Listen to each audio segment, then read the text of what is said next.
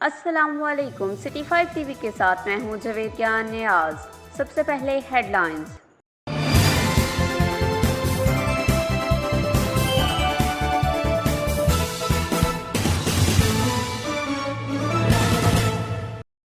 दरीना दुश्मनी पर 7 साल बच्चे पर तेजाब फेंक दिया। पुलिस थाना फकीर वाली ने मुलजिमान के खिलाफ ज़ेरे दफा 336B के तहत मुकदमा दर्ज कर लिया। ताहाल मुलजिम गिरफ्तार ना हुए। मजीद तफसीलात लेते हैं लाइन पर मौजूद हमारे नुमाइंदे अरशद अली कोरी से। जी अरशद अली, तफसीलात से आगाह कीजिएगा।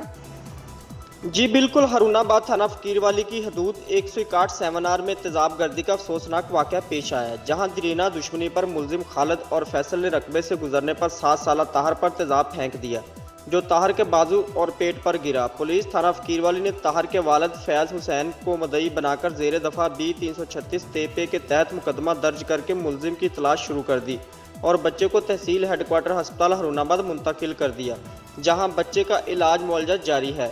जी, खबरों से बाखबर रहने के लिए हमारा पेज जरूर लाइक करें। जवेदिया नियाज को दीजिए इजाजत। अल्लाह निगहबान।